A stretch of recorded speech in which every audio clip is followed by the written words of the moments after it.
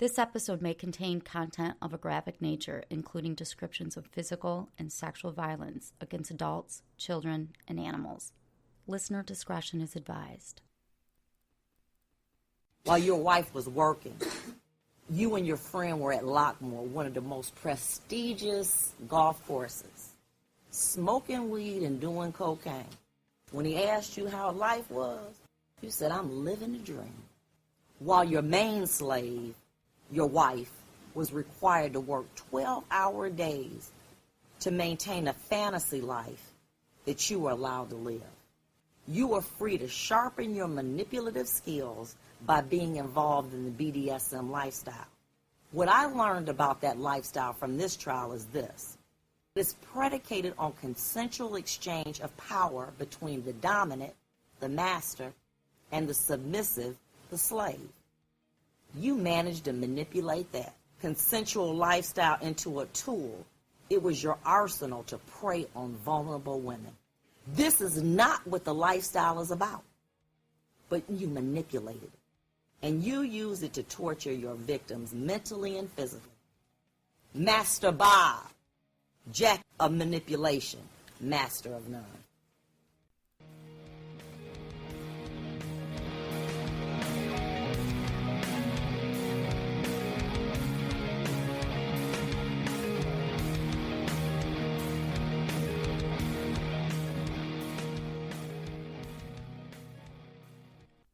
Hi everyone, I'm Tanya. And I'm Talia. And we are TNT Crimes and Consequences, a true crime podcast.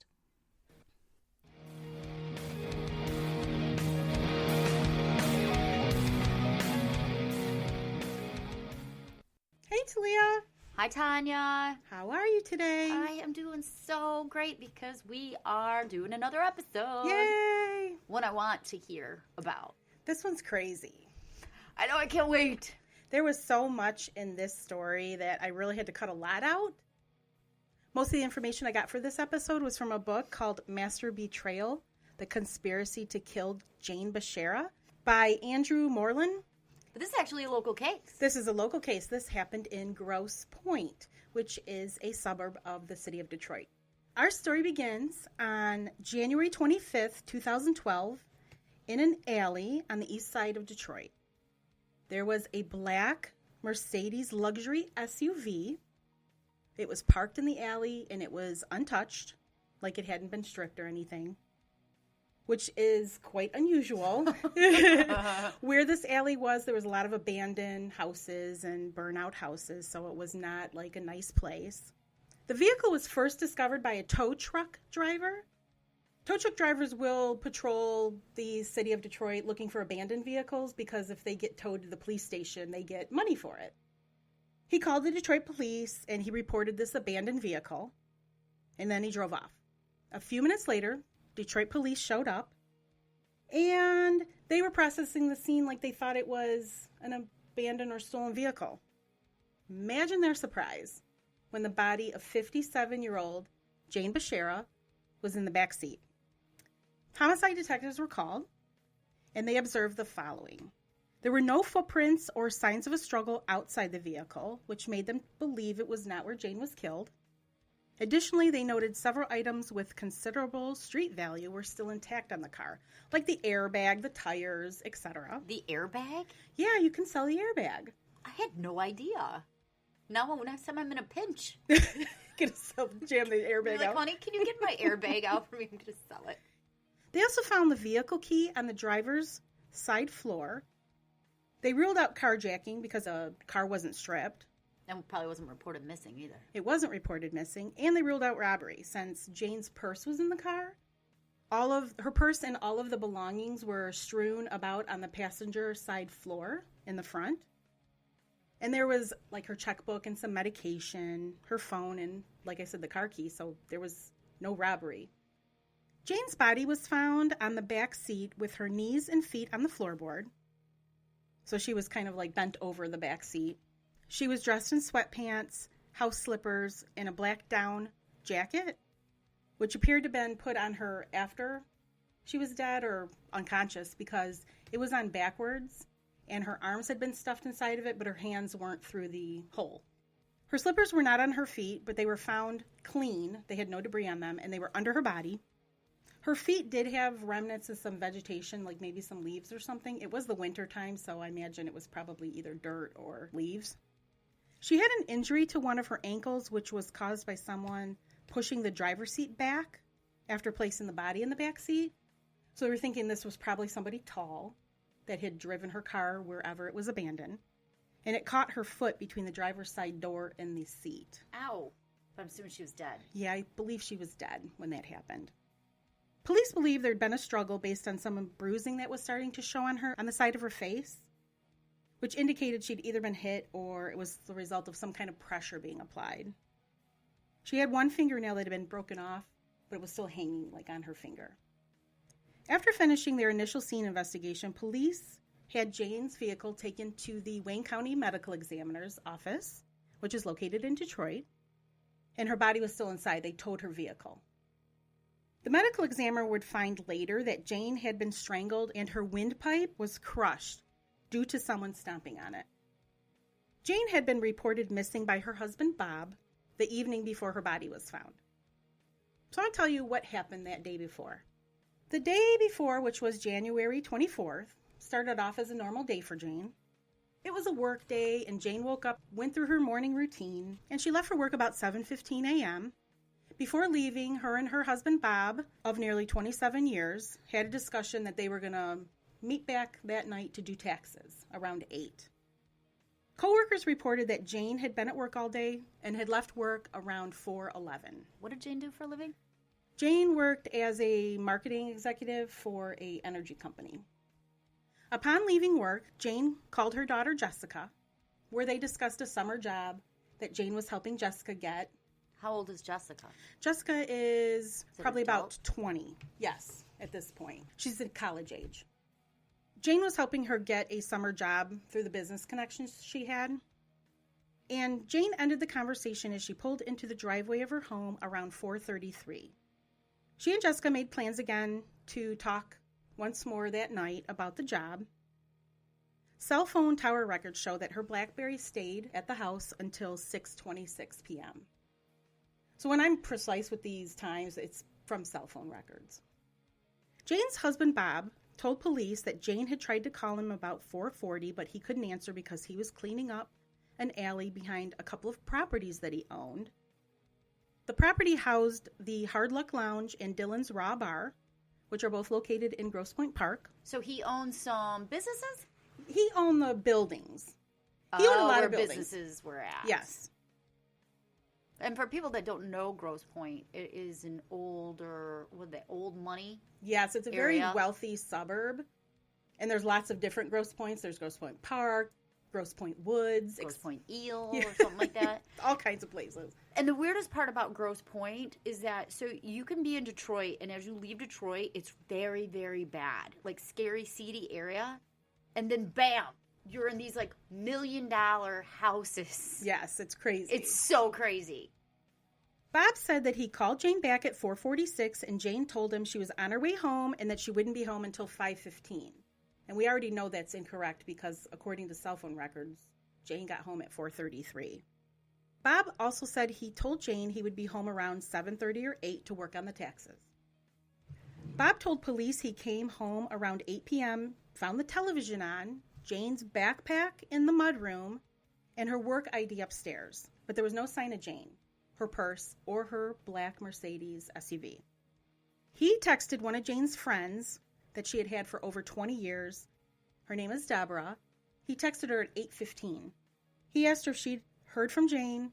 He also texted another longtime friend of Jane's, named Roxanne, with a similar message. At 8:41 p.m., Bob made 2 consecutive calls to Jane's cell phone, which, according to the tower records, was in northeast Detroit. There was no answer. Deborah responded to Bob's text at about 9:15 by calling him and asking him what's going on. She said Bob told her Jane wasn't home and he couldn't find her. He told her Jane was supposed to be home at 8 so they could work on taxes and thought maybe Jane was with her. He said he was afraid she was missing. He said Jane always left a note whenever she went out anywhere, and there was no note. After hanging up, Deborah called Roxanne, and the 2 women went over to the Bashara house. Deborah later told police that in the 20 years she had known Bob, he never called her to talk about, where's Jane? And she hasn't been gone that long. No, she was supposed to be home at 8, and he's calling her at 8:15. Bob called Jane's cell phone again at 9:21 and 9:24 p.m. His next phone call was to Jessica. She was a student at U of M. Jessica said he called to see if Jessica had heard from Jane and that he was worried about her because she wasn't home and hadn't left him a note. Jessica said she thought this call was unusual because, as she says, Jane's a grown woman. She often went out with her girlfriends for dinner. She's been missing an hour and a half. Yeah, she's been missing like no time. She goes to yoga, so she said, what's the big deal kind of thing. So Jessica wasn't very worried at this point, and she didn't understand why her dad was so concerned. She said after her dad called her, she tried to reach Jane herself, but didn't get an answer. Then she tried to find Jane by calling local hotels. What? She did this because she knew her parents were going through marital trouble. Oh. And thought maybe Jane had checked into a hotel to get out of the house and get away from Bob. That's kind of weird, though.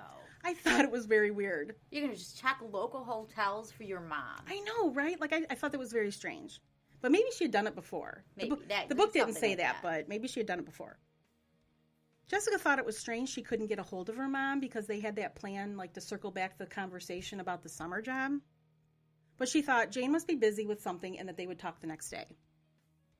At 9:25, so after he hangs up the phone with Jessica, Jane and Bob had a son named Robert. He calls Robert.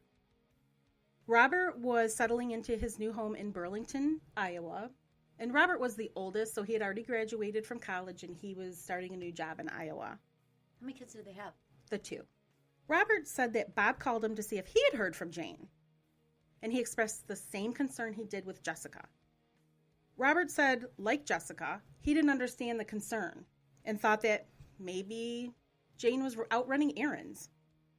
But unlike Jessica, Robert did not make any further phone calls after hanging up with Bob.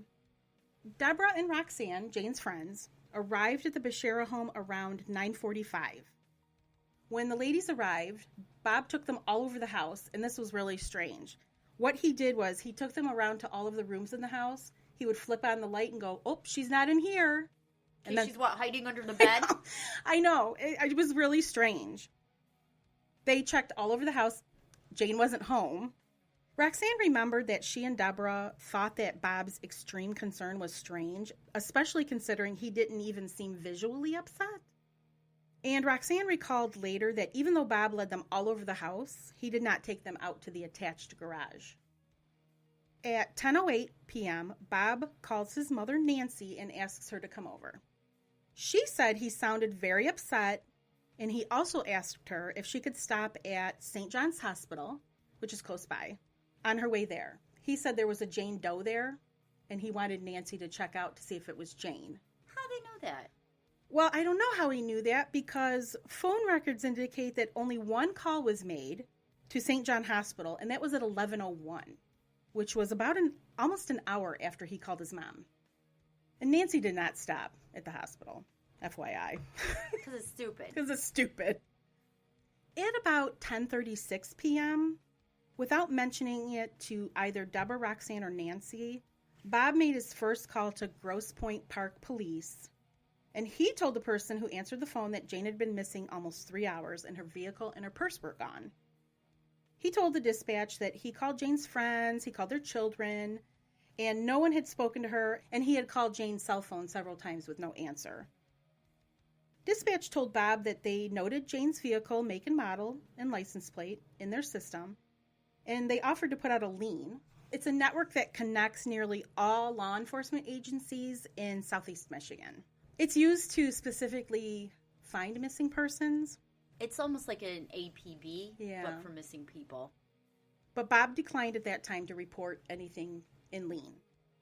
At 11:02 p.m., the dispatch operator tried to call Jane's phone and left a voicemail stating that her family was very worried about her and that they were trying to find her. At 11:13, Bob called the police again, saying Jane still wasn't home. Okay, Bob. Thank you for the update, Bob. Dispatch told him then she could send an officer out to make a report if you really want. but Bob declined. No, I've got this. Even though I'm constantly calling the police now. Dispatch also told him he could not make an official missing persons report at that time unless it involved either foul play or a minor. They said, call back if you need further help. At 11:30, Deborah asked Bob if he had contacted the police yet, because he did this behind the back. He didn't do this with the ladies knowing. He told her that he had called earlier and that they had made a note regarding her vehicle. Deborah told him, you need to get an officer out here right now. So at 11:33, Bob called dispatch again for the third time in less than an hour. And Officer Terry Hayes was dispatched to the Bashara home at 11:38 p.m. Did he take him through the house and flick on the lights in all the rooms? He did take him through the house, but I don't know if he flicked on all the lights and said, oh, she's not in here. Upon arriving, Officer Hayes searched the outside of the home for any signs of forced entry. Roxanne said Bob's demeanor while Officer Hayes was there was, quote, concerned but not excited, unquote. Bob invited Officer Hayes inside. Would you like some coffee and cookies? Yes, would you like some coffee? And Officer Hayes looked around, but he didn't find anything out of the ordinary. He said he searched the garage where he found no sign of a struggle. He noted there were boxes and plastic wrap and styrofoam on the floor. And in searching the bedrooms upstairs, he noted jewelry and valuables were not touched. So he's ruling out robbery at this point. Only they knew about Bob. Ugh. Put your seatbelt on, Talia, because I'm going to be telling you about Bob. You haven't told me about Bob. No, and you're going to love it. No, you're not going to. You're going to hate it. I have hints about Bob. So I feel like if they knew in advance that Bob was Bob, yes, I think so, they would have too. handled this differently. They probably would have. Bob told the officer that Jane's purse was missing, but he could not provide him with a description of what she was wearing. He said they were not having any marital problems, and he said they were more like two ships passing in the night, which to me contradicts the statement you're not having marital problems. Officer Hayes said when Bob told him this, he immediately thought, then why is he acting so concerned? Officer Hayes then asked if there were any suitcases missing, and Bob said no. And at that point, Bob made some weird comments to Officer Hayes about how Jane was going through menopause and she was on medication. After asking a few more routine questions, Officer Hayes leaves, and it's about midnight now. Roxanne also left. Deborah and Bob's mother, Nancy, were still at the house, and they decided that they were going to drive around to some ATMs. And they were thinking maybe they would find Jane's vehicle, because I don't know, maybe they were thinking she might have got kidnapped at an ATM machine? Maybe. Okay, all right. And they specifically drove around to Comerica Bank, so I'm thinking they had an account there, must have. But they said specifically she's going to ATMs. They were going to ATMs. They returned to the Bashara home around 1 a.m. after not finding Jane. At 1:37 a.m., Bob called the police again to find out if Jane's phone had been used, although I'm not sure how the police would know this information. They wouldn't. Not yet. It's too soon. Bizarre, right? Yeah, you'd have to have a warrant. About an hour and a half later, he called again, and he was given the number to the Michigan State Police. Yeah, because they were sick of talking to like, Bob. What more do you want us to do, Bob? Here, go plug our comrades with the state police. Call the state police. Deborah left the Bashara home around 3:30. At 4:47 a.m., Bob again called the police to give them Jane's social security number. Okay, that's helpful. Not. How? Yeah, how? Not. What is this? Officer Hayes returned about 5 a.m. to take a formal missing persons report. During Officer Hayes' second visit, Bob told him that he and Jane had attended marriage counseling about 6 months prior. Bob and Officer Hayes also completed a formal missing persons report, and Bob gave Officer Hayes a photo of Jane. He also gave his consent for her information to be put into lien. At 6 a.m. that morning, Deborah called Bob. The call lasted about 2 minutes. I'm not sure what they talked about. But after hanging up, Deborah texted Bob at 6:26 and said, "Can police do a GPS locator on Jane's phone?" Bob did not reply. At 6:28, he called the police in his 7th call and told them about the GPS function on Jane's BlackBerry. He called them again 20 minutes later and asked them to put a GPS trace on her phone. 3 minutes after that, he called Verizon to ask if they could track Jane's phone. And at 7:26 a.m., Bob called Jane's employer asking about activating the GPS on Jane's phone. 6 minutes after that, he made his final call that morning to the police to tell them about the call he just had with Verizon. Hey, this is Bob, guys. Hey, it's me again. Calling to give you an update. Beginning at 8:42 p.m. and throughout the evening of the 24th, Jane's cell phone exclusively connected to a cell phone tower located in northeast Detroit at 7 Mile and Gratiot. Not a nice area. No. Not a good sign. No. And her phone received approximately 50 calls that night with no answer. Because as you know, her body was found the next morning. So now I'm going to tell you a little bit about Bob and Jane's relationship. Bob and Jane met at a party in 1983. Jane thought Bob was quite the eligible bachelor, being a business owner, and he belonged to a prominent Grosse Pointe family. Bob said he was attracted to her from the beginning. He described her as very loving, kind, and a real go-getter. Bob's father, George, was impressed by Jane, too. So I'm thinking she probably had a lot of drive. They were married on October 26, 1985, and settled into a home initially in St. Clair Shores, which borders the Grosse Pointes. Jane was no domestic goddess, I'm going to tell you right now. She preferred her career over homemaking, God bless her. She had no interest in doing any cooking or anything like that, so the Basharas had a housekeeper. They moved to Grosse Pointe Park in 1988. The street that they bought their house on was named Middlesex. Middlesex was known for their very colorful residents, like a lot of the Detroit mafia families supposedly lived on Middlesex, okay? They had their son Robert in 1988, and Jessica came in 1992. Bob was always involved in, like, neighborhood activities, such as he would host the annual block party with his barbecue out on the median. His neighbors joked and nicknamed him the mayor of Middlesex, which he ate up. The Basharas got involved in the Grosse Pointe community. They joined the local country club, which was called Lockmore. Did a lot of golfing. Mm-hmm. And during this time, I'm thinking it was probably like the late 80s or early 90s, Bob bought an apartment complex in St. Clair Shores. He's buying up property. Yes, it's named the Lakeview Apartment. In the 90s, the Basharas experienced marital problems, and their physical relationship became non-existent. Bob suffered from erectile dysfunction due to getting older. In the year 2000, Bob started to do a lot of online gambling, which he said led him into, quote, the lifestyle.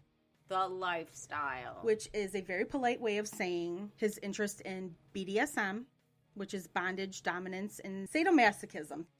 So he kind of got into it, like the role-playing. And with Jane? No, actually, he did not. Bob said he discovered this whole BDSM lifestyle one evening when he was gambling, like on a website, and a pop-up came for this website named alt.com, A-L-T. Jane was not interested in exploring the lifestyle with Bob. She wasn't interested with a Bob. Wait, sorry, she wasn't interested in Bob. No. Alone BDSM. No, she said it was weird sex. Blech. And not trying to kink shame anyone. But he said he was intrigued by it because the more he explored, the more he realized there were women who had the desire to be a submissive to a master. And Bob felt with his dominant personality, he would be the perfect master. Bob would attend lifestyle events around town, and he got a little reckless at home. There was one time where his daughter Jessica found him on a porn website. It really upset her. It became like this whole thing in the family. Since discovering alt.com, Bob was on the lookout for a submissive. Is that what they call them? Like a submissive? A slave? I don't know. What's I think the term? It's a slave. I think. You're the expert on it now. Girl, I didn't do any research. Right, wink, wink. Wink, wink. In 2005, he found a woman named Venetia Porter. She was married and in her 40s, and her husband was also in the lifestyle. He was a dominant master with some submissives, slaves, and he let her be free to explore her own relationships. So I guess they had an open marriage? I would think so. Venetia spent a lot of time with Bob. He would take her to church. Okay. When his family's there. Oh, he would take her to weird. different events around town. Awkward and uncomfortable. How would Grosse Pointe people even possibly accept this? He would go to Jessica's volleyball games. This is my submissive. She would go out to dinner with him. She even helped Jane and Jessica with Bob's birthday party, like planning it. Jane was okay with this? I don't even know if Right? I don't know what Jane thought of their relationship. He would take her to Lockmore and to community events. Probably Jane was like, as long as he ain't touching me. I guess. I mean, she knew all of his family and friends. She said he told her that as soon as his kids were out of high school, him and Jane were going to get a divorce. While he's involved with Venetia, Bob realizes he needs to have his own sex dungeon. Absolutely. Of course he does. Everybody needs their own sex dungeon. He found the opportunity to make a dungeon in the basement of the Hard Luck Lounge, which was a bar that was in one of his properties. So all these patrons of this bar have no idea that they're actually on top of a sex dungeon. No. And it was in the basement. Venetia helped design it. Oh. There were hooks on the ceilings and all kinds of places where people could be restrained. Who puts the hooks on the ceiling? Do you hire a contractor and you're like, you know what, I'm going to need a couple hooks on my ceiling, and then I'm going to need some chains maybe for the floor. How does that work, Tanya? I don't know. I don't know. I'm not sure. I don't know. Now, how do you know he's not building some sort of... Like creepy thing to take like hostages right, and stuff? Thank you. I know, because that was my first thought. Because there was sex toys. There was like a rope spider web that people could get tied up in. And it was in a portion of this basement of the bar. In 2006, so this is the next year after he met Venetia, Jane took a buyout from Detroit Edison. She worked there for 25 years. She was going to start doing the books for Bob's businesses. His books were a mess. He often had cash that was unaccounted for. She was a co-signer on most of his loans.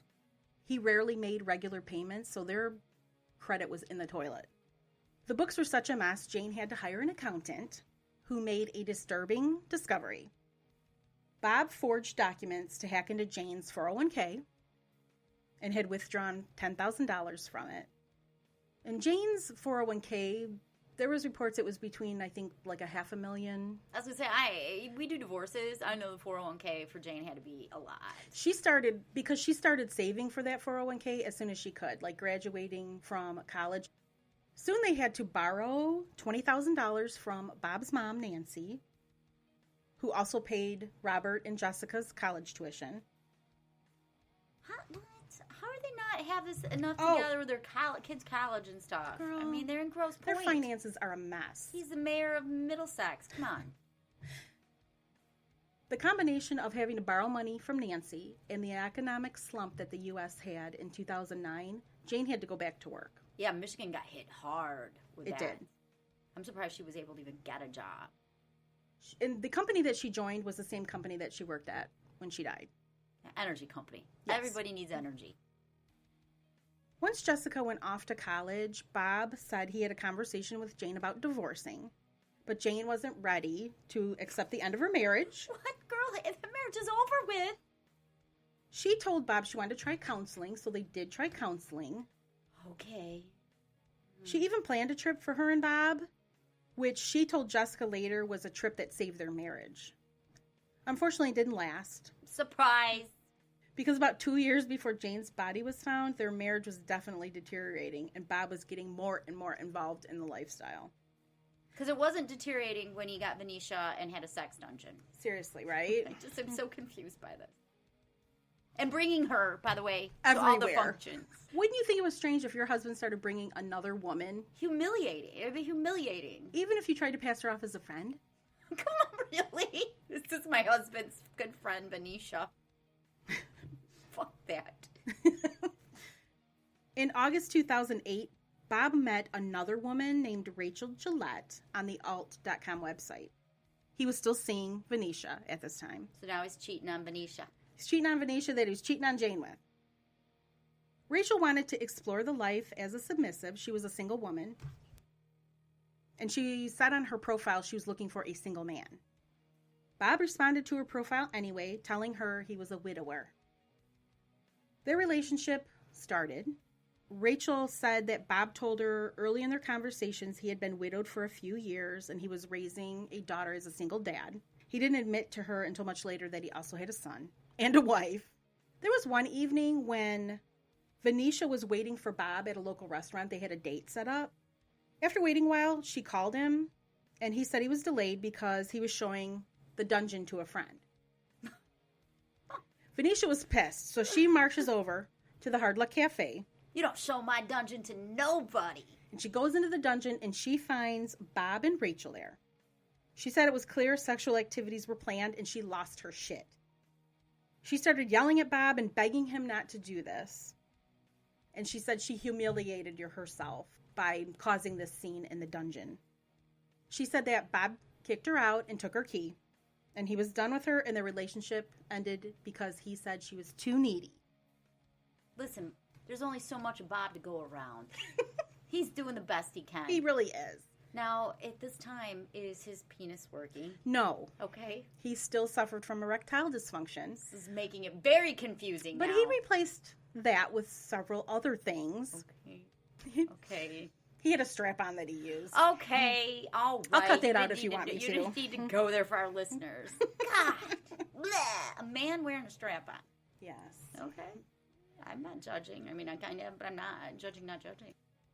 Before I can tell you more, Yes. Don't do it. you know what time it is. What time? It's time for a shameless plug. Okay, let's do it. All right, let's go.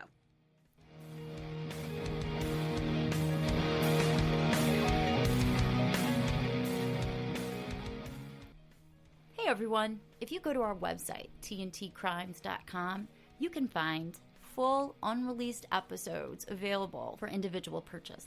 You can also join our membership where you get unlimited access to all of our unreleased episodes and early releases, mini episodes, and so many other awesome things. So go to tntcrimes.com. And thanks again for all your support.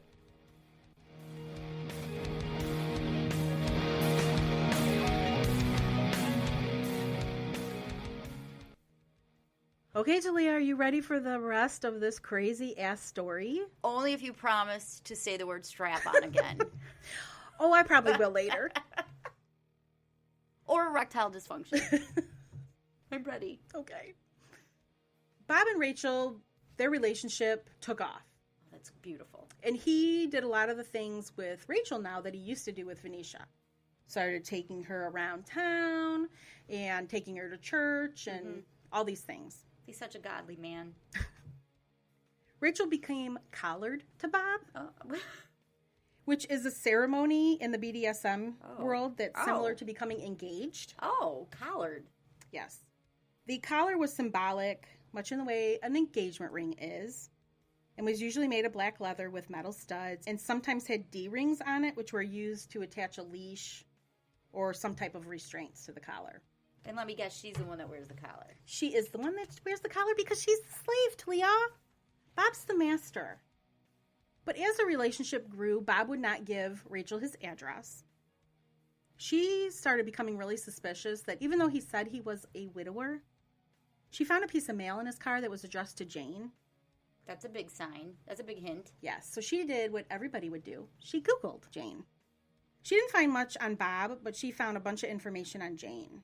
Because Jane was involved in the community a lot. She did a lot of volunteering at her kids' school functions. So she confronted Bob about what she found and told him she knew he was married and she couldn't believe he lied to her. She said he apologized and said that he was separated from Jane. But Why not just say that? I know. But he said if he had put that on his profile, that it would turn women off. But he could have told her the truth. He could have told her the truth. Rachel said they broke up, but it didn't last long. And I'm going to tell you, Rachel and Bob break up constantly throughout this story. She gave him another chance and forgave him. And after getting back together, Bob continued to lie to Rachel. Surprise, surprise. He told her that Jane and he were planning to get divorced when Jessica graduated high school, which was in 2010, about 18 months from this point in the story. In the winter of 2008, Rachel made a post on alt.com talking about how she and Master Bob were looking for another girl to join them. Is that what he's called now? Is Master Bob? Yes, he's Master Bob.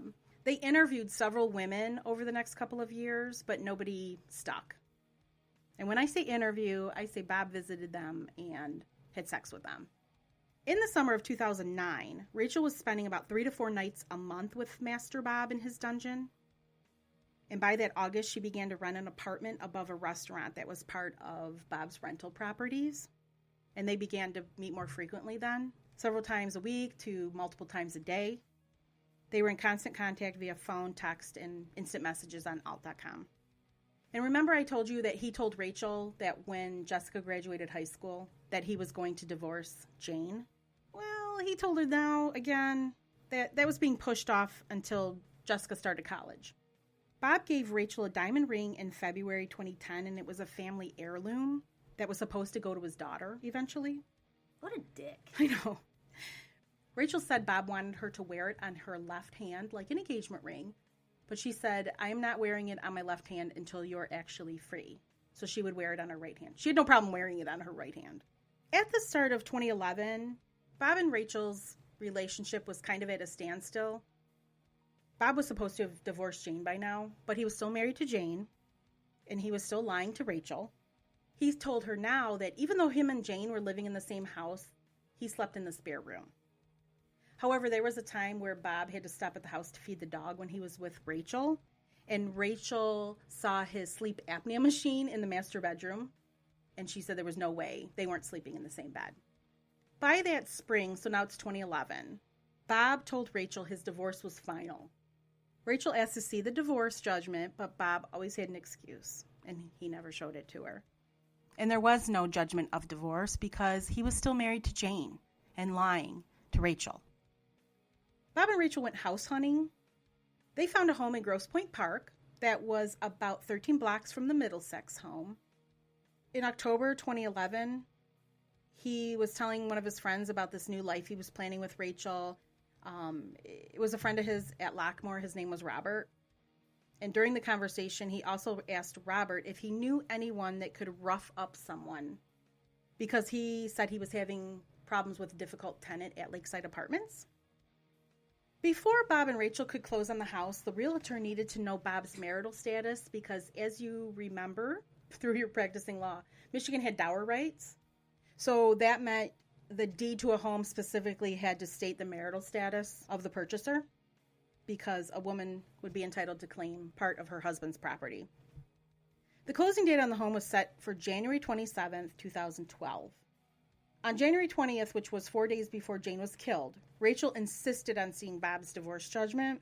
Bob told her he lost his copy and that his attorney was out of town and he couldn't get a copy. You can go online and look up the dockets, people. You can go online, you can go down to the courthouse and get a copy. Yeah, there's plenty of ways. It's public information. I'm going to switch gears a little bit now. I'm going to tell you about somebody else that's important to this story. His name is Joe Gentz. Joe was a really big guy. He's 6'5", and he weighs about 225. He looks a lot like that actor Ron Perlman from Sons of Anarchy. His IQ was reported to be 67 as a result of having a stroke at birth. And over the years, he suffered from issues related to his mental health, such as bipolar disorder, organic mood disorder, intermittent explosive personality disorder. Oh, that's the worst. That's a bad one. Intermittent explosive disorder Yes. is the worst. Yes. That means they get really pissed Really fast. really fast for very little reason. He had also been hospitalized a few times due to his mental health.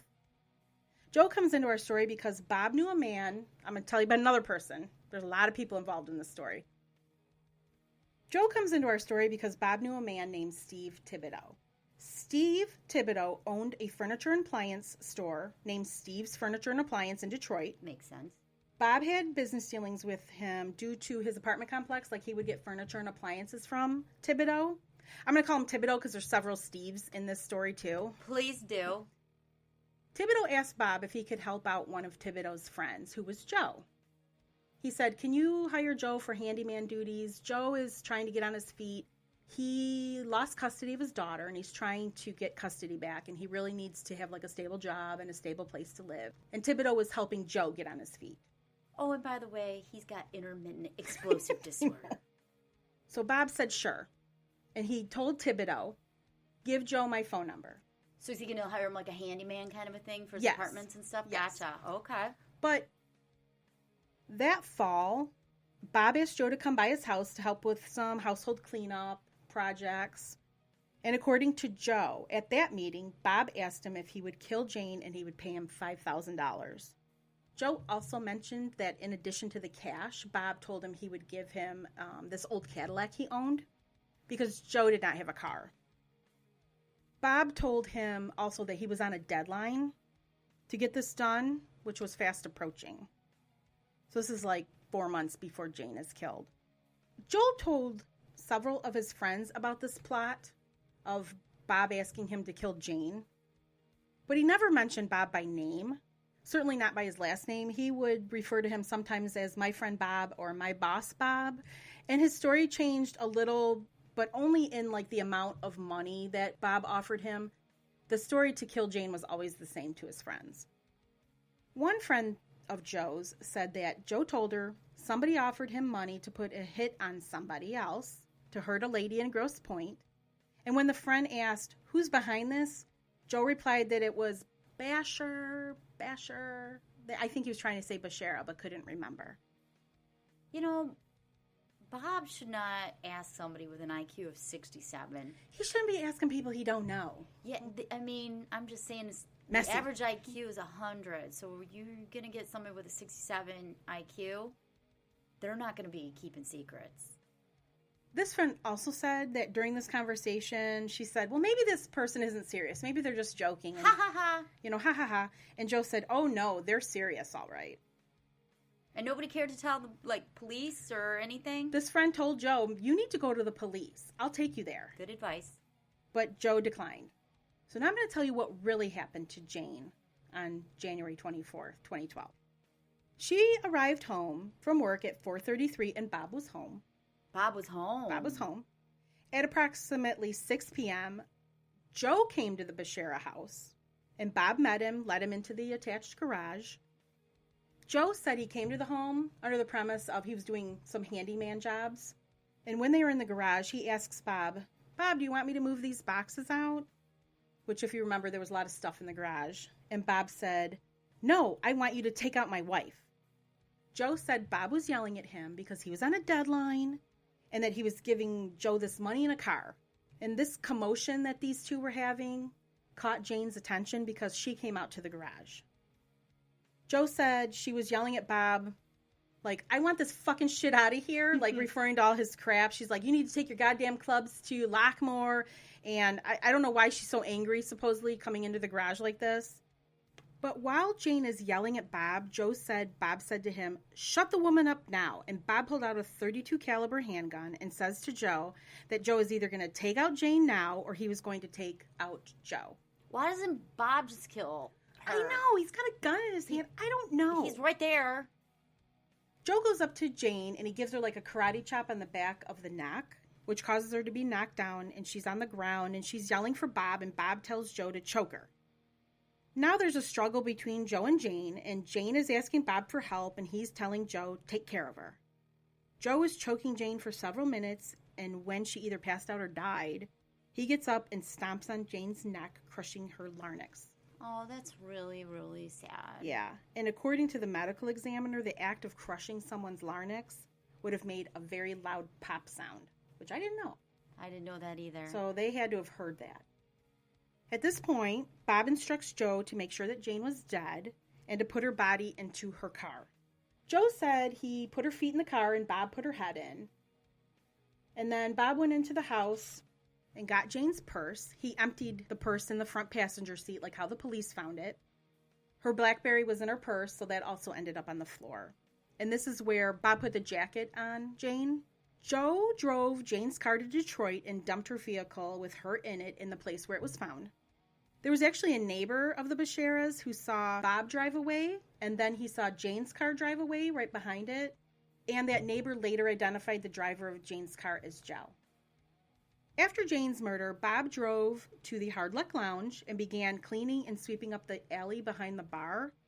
A tenant of Bob's who lived in the apartment on the second floor above this bar said in the 3 years she lived there, she never once saw Bob cleaning or sweeping up the alleyway.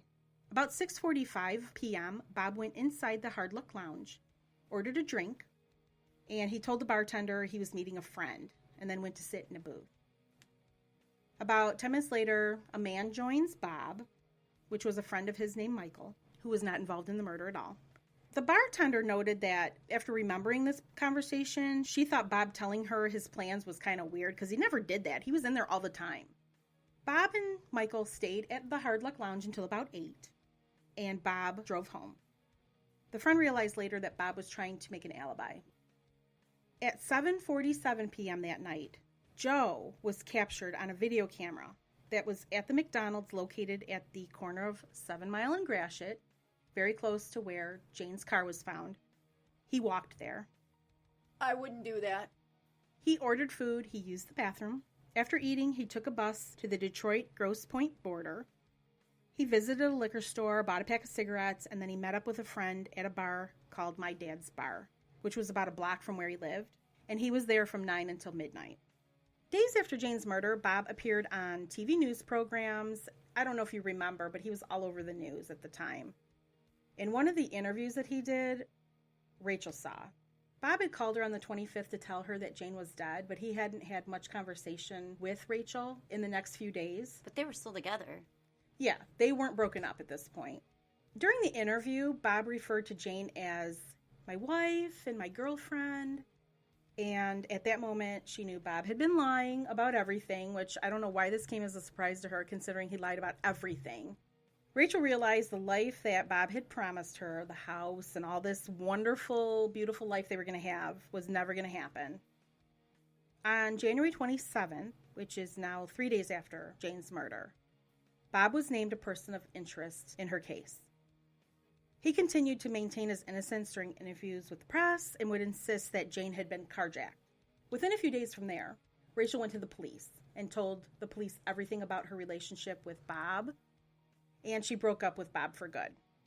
And Bob continued to contact Rachel after that, but Rachel never responded, and it grew so much that she ended up getting a personal protection order against Bob because she really did not want anything more to do with him.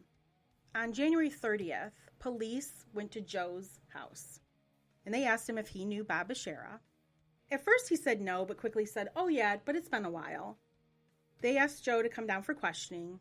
He went down there. During the interview, they asked Joe to see his phone, and when they look through it, they're like, "You just talked to Bob 3 days ago."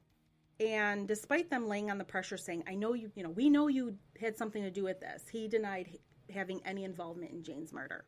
He left about a half an hour or 40 minutes from when the interview just started. He abruptly left and said, I have to leave, I have a custody hearing. And he had a friend come pick him up. But before he left, police took a DNA sample. He must have voluntarily given it. He did. Joe was picked up by his friend, Frances. When she picked him up, she noticed that he had bruises and scratches on the side of his face. They went to go get something to eat. They went to a Coney Island. And after eating, she left him there. Later that evening, Joe called Frances's boyfriend, Robert, at about 10. Robert said, "Joe seems really kind of nervous. He sounded really nervous on the phone. And he really wanted to talk to Frances and asked if they could come pick him up." So they do. They said he was acting weird. He was pacing. He was smoking cigarettes. He was also on the phone with someone else saying he was going to be going away for 20 years. They took him back to his apartment where he grabbed a suit because he had a custody hearing in the morning. And they took him back to their house. He was also carrying a black duffel bag. They stopped before they got to their house at a gas station. And Joe got out with the duffel bag. And when he came back, he didn't have the duffel bag anymore. And Frances thought that maybe Joe had dumped it in it was like a Goodwill. One of those containers you open up and you put in clothes and stuff for charity. Yes, like donations. They are everywhere. They are everywhere. Around here. But instead of going back to their house, Joe decided instead to go to another friend's house named Steve Vergona. This is not the same Steve from Steve's Appliance Furniture. Steve? No, it's not Appliance Steve. Joe gets to Vergona's house, and now he's hysterical. He's emotional. He keeps repeating, "I messed up. I screwed up." Vergona asks him questions and find out Joe is scared to death that he thought maybe Bob had double-crossed him. Vergona was one of these friends that Joe had kind of hinted at that he was doing work for his friend Bob and everything. Joe then tells him what happened that night. And he said he remembers Joe saying strangle and how Bob threatened him with the gun. And how long is this after the murder? This is around the 30th of January. Vergona said that Joe wanted to leave town and he told him that he needed to go to the police. Vergona said before Joe was willing to leave their house and go to the police, he wanted to speak to another man that was there who was a pastor. After speaking to the pastor a few minutes, Joe took a shower, ate a meal, shaved, put on his suit, and they all went to the Grosse Pointe police station where Joe turned himself in. They got there about 2 a.m. Joe asked to be put in protective custody because he was scared that Bob was going to do something to him. Bob was going to do something to him? Yes. He was scared of Bob because he threatened him in the garage. Bob doesn't even have the balls to kill his wife. He told police that he had dumped the clothes he was wearing the night of the murder at that gas station that Frances had said she saw him make that donation. And the police went out to that location and they recovered his duffel bag with his clothes in it. Joe was charged with first-degree murder of Jane on March 5th, 2012. So remember I told you about Steve Thibodeau from Steve's Furniture? Bob started contacting Thibodeau more frequently in February of 2012. After the murder. After the murder, which kind of spooked Thibodeau because Jane's murdered. Yeah. And Bob is the person of interest. And Joe, he's the one that connected Joe with Bob. Yes. Thibodeau started contacting the Grosse Pointe Park Police and Detroit homicide detectives to tell him the story of how he knew Joe and about Bob constantly contacting him, saying he was now in fear of his life. Everybody's afraid of Bob, but Bob's I'm going to say it. He's a pussy. I'm just going to say it. I know, I don't get it. Thibodeau began regular contact with detectives in April and May of 2012 because the conversations with Bob increased. What is Bob talking to Thibodeau about? He's talking about Joe and how Joe double-crossed him and all this crazy stuff. Why is he sharing this with Thibodeau, an because appliance he got guy? big mouth. Detectives soon asked Thibodeau if he'd be willing to let them put a recording device on his phone, which he allowed. And after one conversation with Bob, like ranting and raving about Joe and how, I can't go away for this, Thibodeau tells the police that he will wear a wire if they want him to. The recording device looked like a pack of cigarettes. And Thibodeau, I've seen TV, Tanya, I know. And Thibodeau would carry that in his shirt pocket. The afternoon after receiving the wire, Thibodeau met with Bob at Lakeside Apartments because Thibodeau was delivering a refrigerator to him.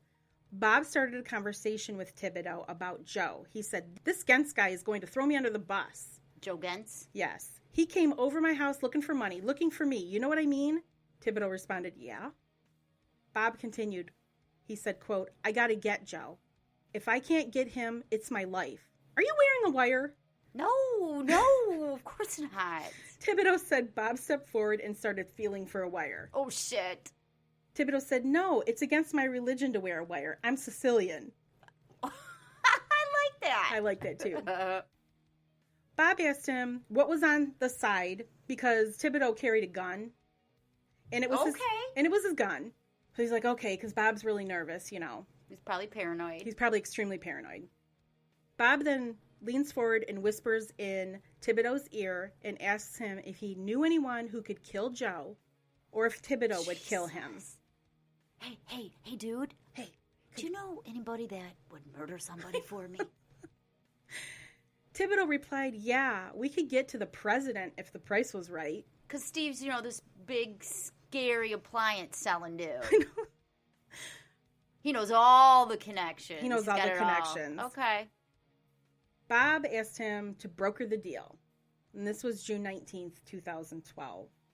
Bob visited Thibodeau at Steve's Furniture on June 22nd, so it's a few days later. And he asked him to talk outside because Thibodeau had cameras in his store. And like we said, he's very paranoid.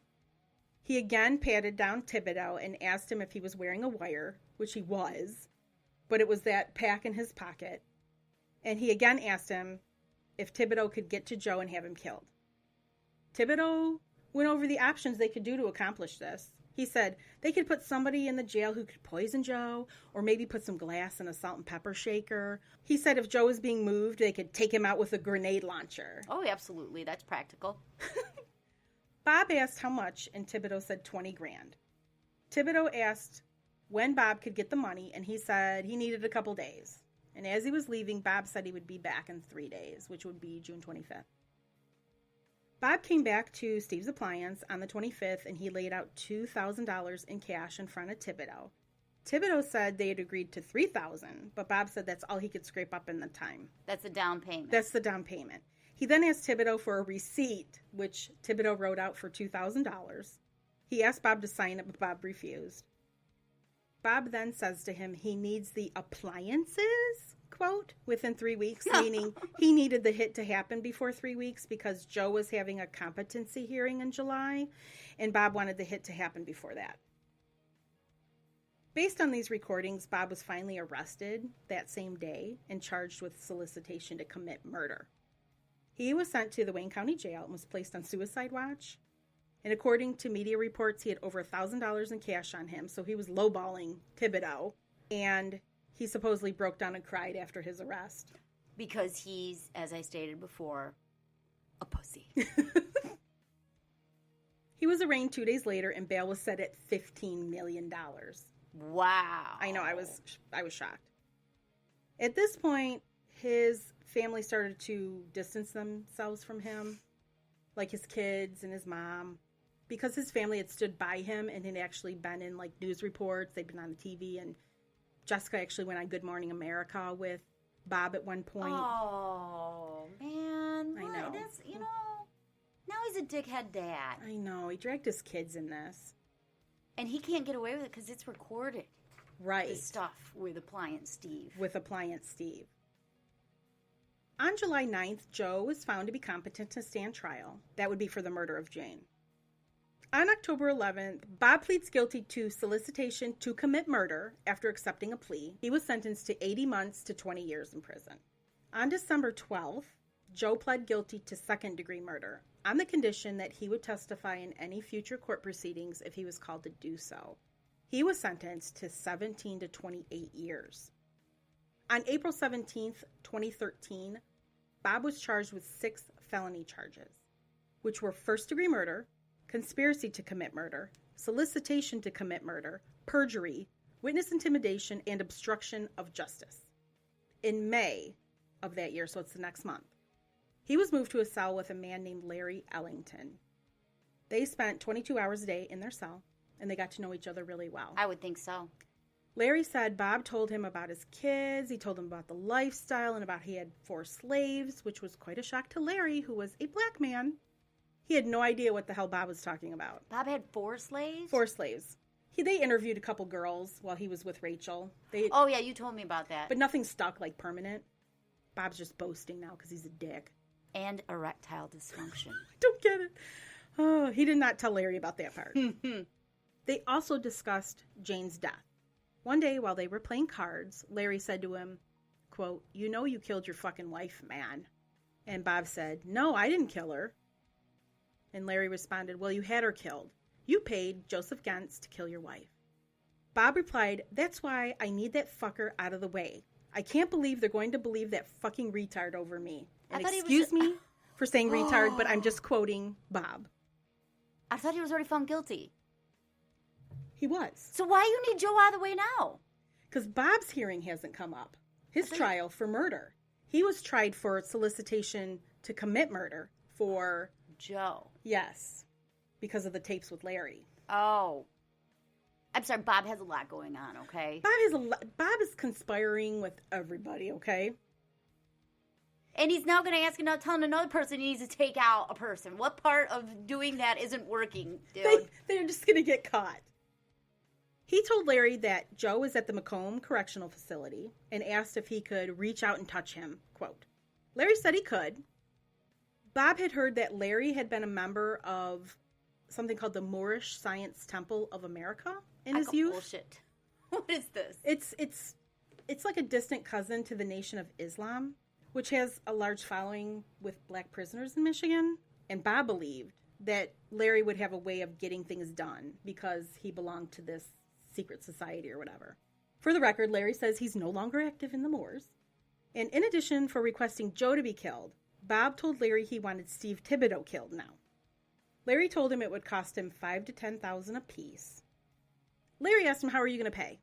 And Bob told him, well, he has some property that he could mortgage. He could get a relative to mortgage for him, and that he could get the money that way. And Bob wrote on a scrap of paper the address of the property, and he gave that scrap of paper to Larry. To sweeten the deal, Bob agreed to deposit $50 a month in Larry's commissary account. Larry couldn't get more because he owed restitution for his crimes. So they're going to garnish his commissary They're account? going to garnish his commissary. Okay. On May 21st, Larry wrote a letter to the Wayne County prosecutor, Kim Worthy. and was visited 2 weeks later by Wayne County investigators. He gave them the handwritten note that Bob gave him. He told them this whole story in the hopes maybe he would get maybe some leniency in his sentence on this. But eventually the prosecutors told him he would not receive any favorable treatment for this information. Bob's trial for murdering Jane began in the summer of 2013. He was found guilty of all 6 felony charges and was sentenced to life in prison on December 18, 2014. On August 10, 2015, Bob filed an appeal for a retrial. Bob's appeal for a new trial was denied on July 15, I called it. 2016. And that's the end of my story, Talia. So we have some business to take care of. We do. We have some shout-outs. Shout-outs. Shout-out. Shout-outs to some new members. You do it. It's just your episode. All right. We have Margaret. Margaret, yay! Thank you, Margaret. And we have Sabina. Good job. Yay, Sabina. Thanks, Sabina. And we have Pamela. Pamela. Thank you, ladies. You guys are amazing. We love you. And you know what? I want to encourage everybody here to go to our website, TNT Crimes, because you can find pictures of Gross Bob from Grosse Point. He grosses me out so bad. It's such a proper place for him to live, Grosse Point. Well, besides our website, Talia, where else can people find us? Well, you can find lots of information about us and Strap-On Bob at Instagram. Just go to hashtag TNT Crimes. And Facebook, Twitter. and Twitter. Again, that's a work in progress. It's a work in progress. We're going to figure that one out soon. We will. We'll get to it. Thank you, everyone, for listening to us. We really appreciate it. Yes, we do. And we have episodes. We have a couple really interesting episodes online that you guys might want to check it out. One is called The Master's Degree in Murder. And that is about a very prolific serial killer in California that I never heard of, Tanya never heard of, and he's a real sicko. The gruesome scale's pretty high, right? Yes, it is. It was a bad one. And Tanya's got an episode that she did that's on our website where the gruesome scale is off the charts. It's off the charts. So if you're into that, go Kansas City Butcher. Kansas City Butcher. So off the charts, we couldn't release it to the public. Yeah, he's gross, everyone. He makes Bob seem fine. Yeah. He's so sick. Thank you, Tanya. Thank you for this episode. You're welcome, Talia, and until next week. Bye, everybody. Bye, everybody. Ciao. Bye. Ciao. Bye. Ciao. Ciao.